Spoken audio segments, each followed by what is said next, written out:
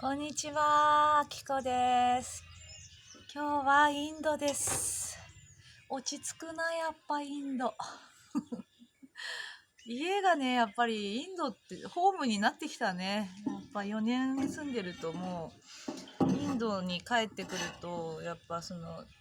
いろんな人たちがさ、やっぱいて、ターバンの人から、坊主の女の人からさ、原始人みたいな人から、なんかチベット人みたいな私みたいな人がいたり、いろんな人がいるっていうところでさ、宇宙、インド宇宙みたいな感じで、落ち着くっていう感じだったんですけど、いや本当にありがとうございました。今回の滞在は本当にいろんなことがあって1週間だよね。おかしいな、1週間と思えないな。もう10年ぐらい過ぎたんじゃないかみたいな感じの滞在になったんですね。今回のとりあえず話したいことが結構あるんですけど、今回の滞在は一番のメインのことというのはね、免許の更新だったんですよね、私の。免許の更新でもう1ヶ月以内に書き換えなければみたいな、なんか通知が来ちゃって、それでね、帰ったんですよ。で、今度の帰国でもよかったんですけど、そうするとなんか手続きが先延ばしにするとめんどくさいみたいだったから、じゃあ私だけ行くっていうことになって、子供たちを置いて日本に帰ったんです、1週間。で、そうだな。その間に、じゃあ、免許の更新とか、あとはその会社を始めたので、会社の税理士さんに会ったりとか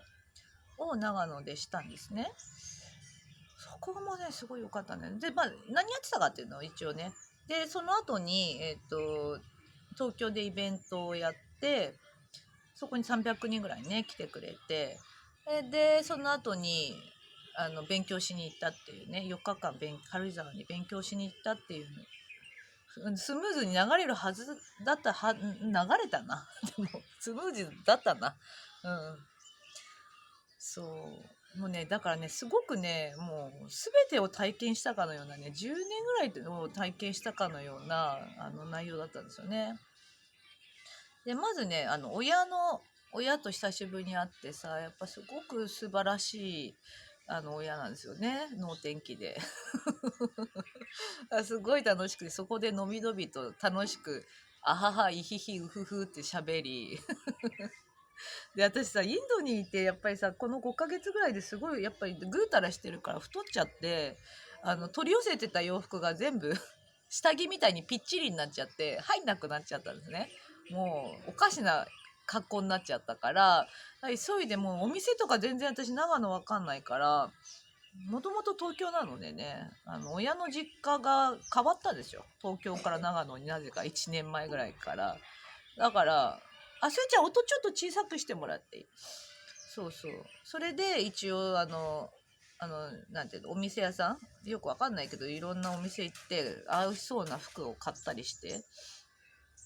たんですよね。そしたらお店の人も総動員で、これがいいんじゃないか、あれがいいんじゃないかみたいな、これは却下とかさ、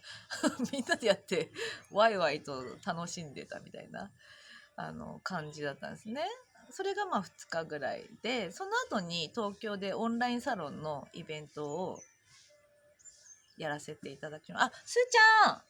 ちゃん、お箸持ってきて、お箸の綺麗なさ、箱に入ってたお箸あったじゃん。あれ持ってきて。で、そのサロンもさ、イベントすごい楽しかったんだけど、すごい学びが多くてね、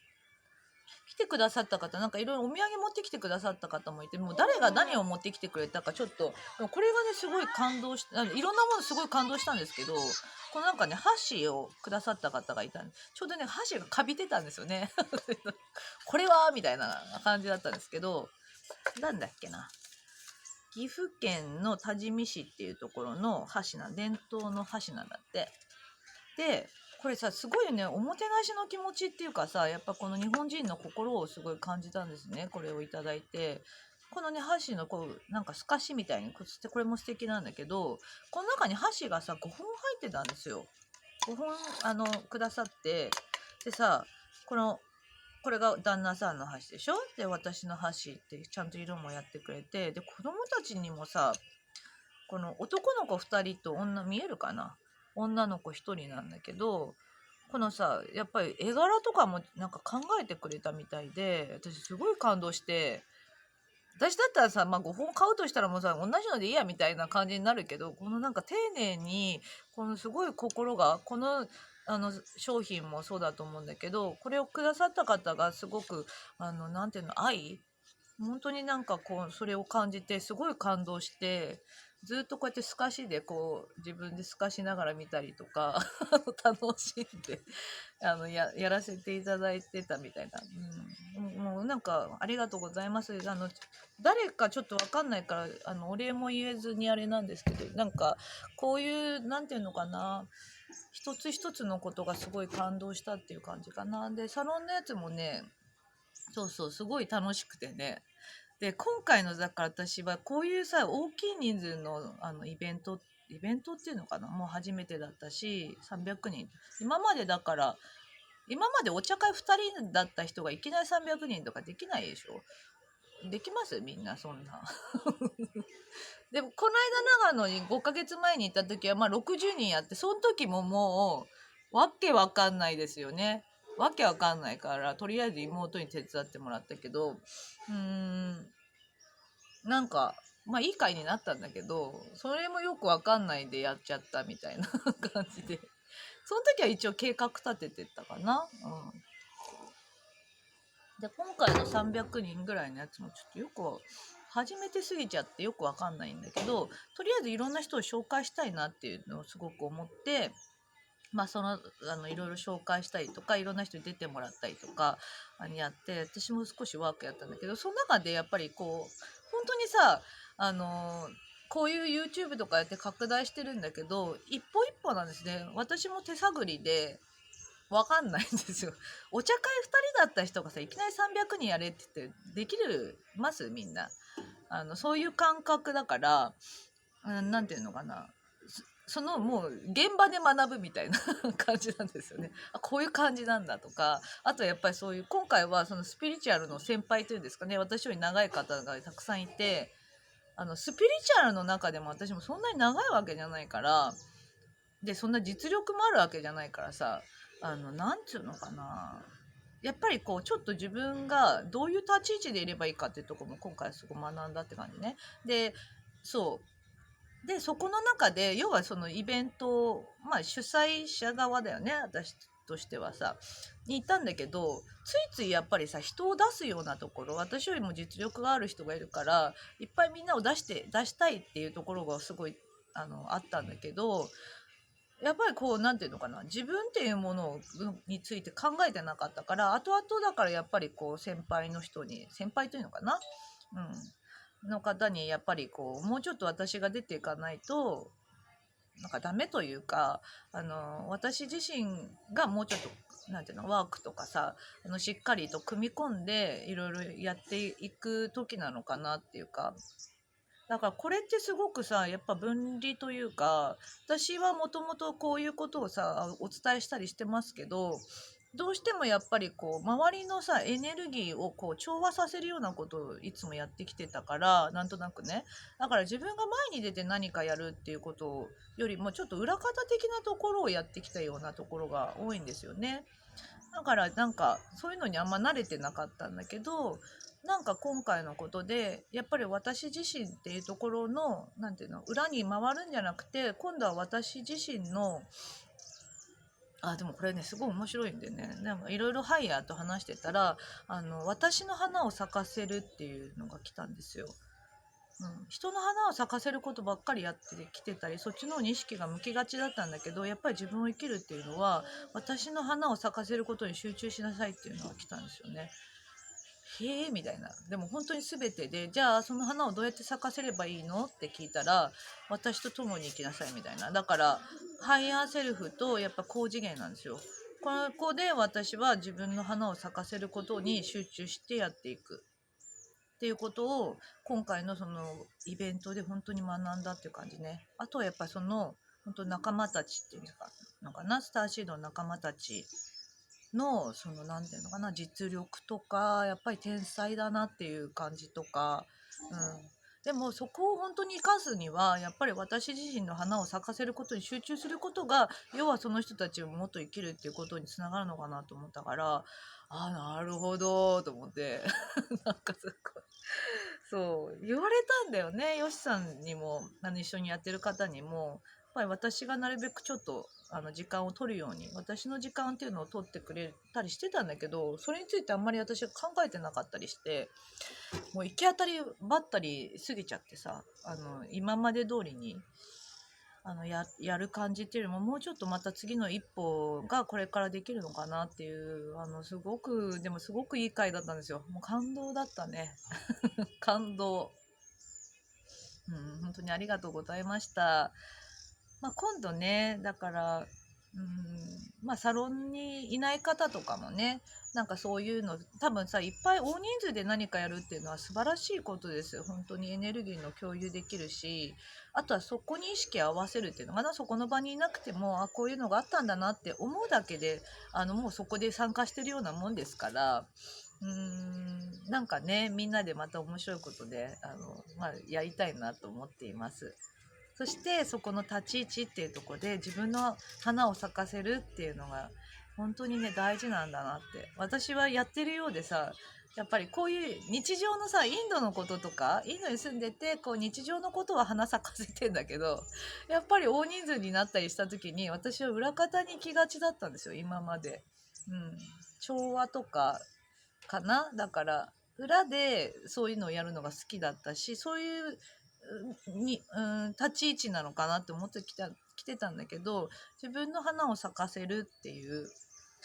ことをね、ハイヤーがすごく強く伝えてくれて、高次元の存在とかやっぱそういうののために今回のことがあったんだなって。どう咲かせるのって感じだけど、それはハイヤーセルフに聞いてって言ってくれたんですよ。泣いちゃうねそんな感じのねとこやって、でそうだな。あとはなんていうのかな、スピリチュアルの先輩っていうのかな。みんなさ、やっぱりこういうことって、スターシードの人もそうだし、スピリチュアルやってる人ってさ、こうなんですよね。一人一人みんな転々としてて、みんな繋がってなかったんですよ、今までは。繋がってるようで会ったこともないし、っていう感じだったんだけど、今回、なんとなくね、そういう感じの流れになって会うっていう機会が作ってみたんですよね。そうしたら本当すごい面白くて、いろんな人がいて、そうでも本当にどんなに実力があったとしてもその人の喜びが一番大事。やっぱりその人の花を咲かせることが一番大事だね。そこをやっぱりそこの視点をずらさないようにしていきたいなと思いました。そしてですよ、台風ですね。もうね、今回の台風はやっぱり人工台風なんじゃないかと思いましたね。だって私のこのさ、7日間の滞在ですよ。7日間の滞在中、軽井沢行ったの4日、軽井沢で勉強しに行ったんですよね。で、4日間行ったんだけど、3日間停電ってさ、もう本当にインドじゃんみたいな。停電には慣れてるぞ。そして私が停電してる間もこっちも停電してたよみたいな聞いて受ける。どこに行ったって私は停電なんだみたいな感じですけど。まあ。美味しいよ、ママ。ああ、いいよ。ラクちゃんの分も取っといてあげて。で、まず台風の話なんですけど、いろんな被害にね、遭ってる方とかもいると思うし、私もとりあえず被害にもあったぞ。あったぞ、私も。部屋の中にいたからいいんだけどね。3日間停電だった、4日間のうち3日間停電だったわけじゃないですか。でもそこで本当にね、なんかいろんなことを、てかそこに来てた11人ぐらいいたんですね。全部で11人ぐらいだったんですけど、もうね、いろんな人たちがいろんなものを見せてくれたっていう、最高なものを見せてくれた感じだね。バウジョ。で、そうだな、この台風で、だから、まずね、ちょっと話してた時に思ったのは、やっぱり3.11以降に日本人の人っていうのは危機管理とか、なんていうのかな、やっぱ自分を生き始めたっていう人が本当に多いんだと思うのね。だからこういう台風っていうものが来たり、予期せぬことが起きた時にどう対応するかっていうことに結構もう慣れてきてる。で、こういうことがあることによって、停電とかがあって何が一見すると悪そうなんだけど、すごくやっぱりいいことなんですよね。いいことっていうのは、やっぱりね、自分の知恵を使い出すんですよ。私たちっていうのは、今までね、ずっと、お金の支配下じゃないけどさ、お金、なんか何らかのものに支配されてきたのかなって思うのよ。コントロールされてきたっていうの。結局、全てはさ、幻想だから自分でやってるんですよね。私がやっているの。陰と陽のものっていうのは全て自分から生まれてるわけだからね。創造主は自分自身ですから、そうでこういうできないっていうところを体験しに地球に来てたと思うのね。で地球が長い人っていうのはやっぱりそういう何かルールの下で自分っていう枠をさ体験して生きてたっていうのが今までの地球だし、日本であったんだと思うんだけど、やっぱりこういう予期せぬこと3.11みたいなこととか、こういう台風とかがあった時にあれみたいな、あれどうやって生きていこうみたいな、いつも流れるトイレが流れない、じゃあどうしようとかさ、電気がこの時間しか来ないからこうしようとか、電気が来なかったらこうしようってさ、なんか知恵を使っていろいろさ乗り越えようとする力が出てくるんですよね。そこでだから自分の感覚が頼りになってくるんですよ。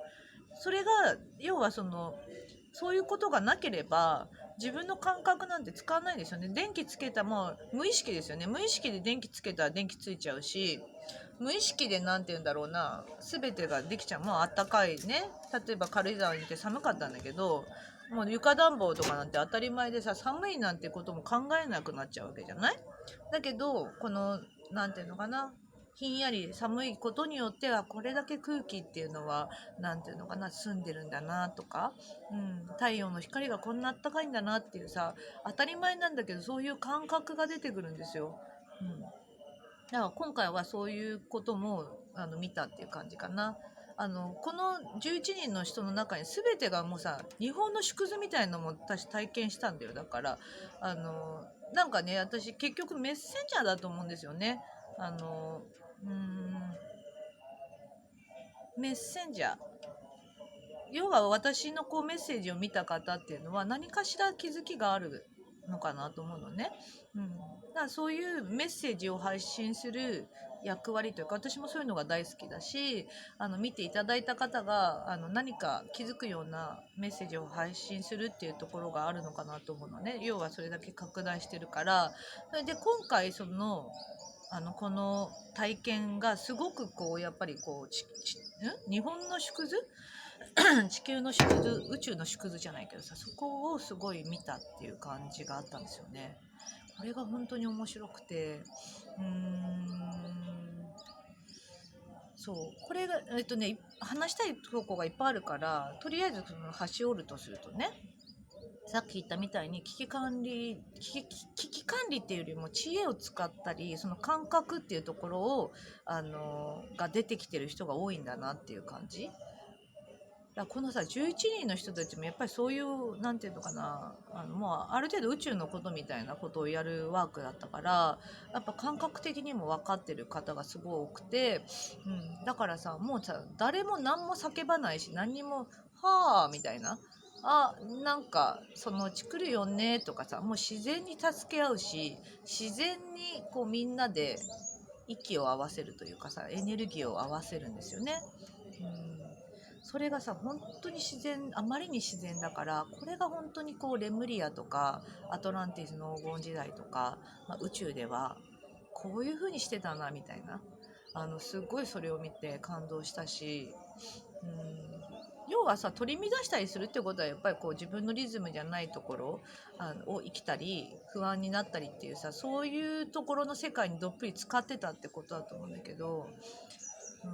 なんかもう本当に自分のなんていうのかな、ペースでいられる人が増えてきてるのかな、自分を生きる人が増えてきてるのかなっていうのをすごく感じました。そしてなんかね、やっぱり私も結局被災というかさしたわけじゃん。停電してさトイレじゃーみたいな、もうインドって一緒じゃーみたいな感じだったんだけど、とかまあバッテリーをねなるべく使わないようにしてこうなんかいろいろ考えたりとかさ、まあいろいろなことがあって、でその中でねやっぱりこう、まあ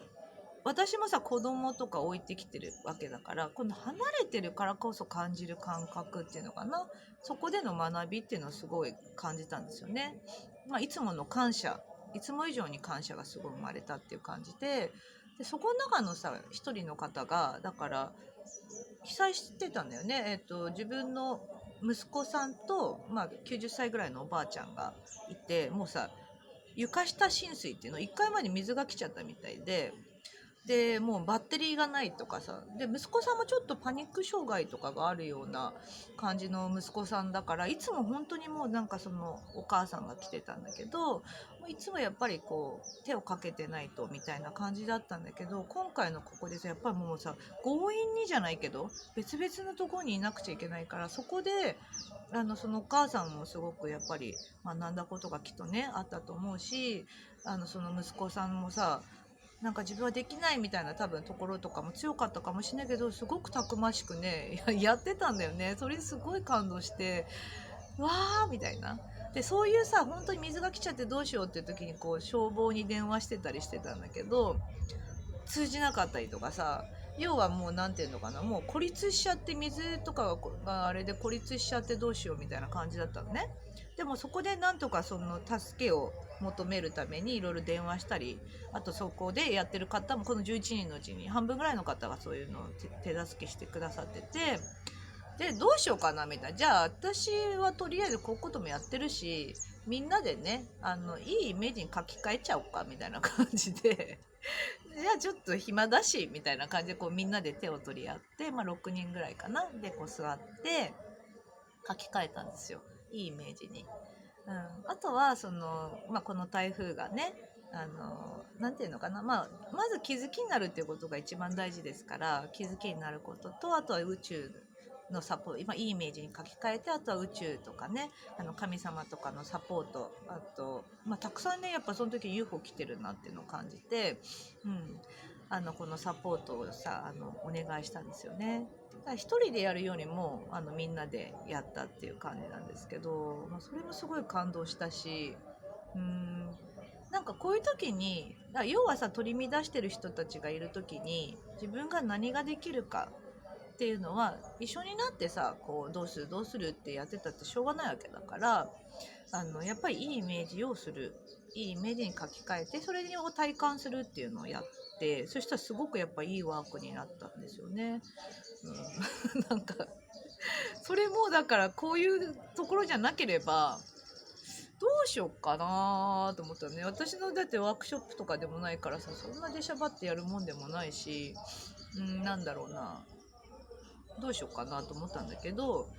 やってみようかなみたいな、暇だしやろうかみたいな感じでみんなでやったらやっぱすごく良かったんだよね。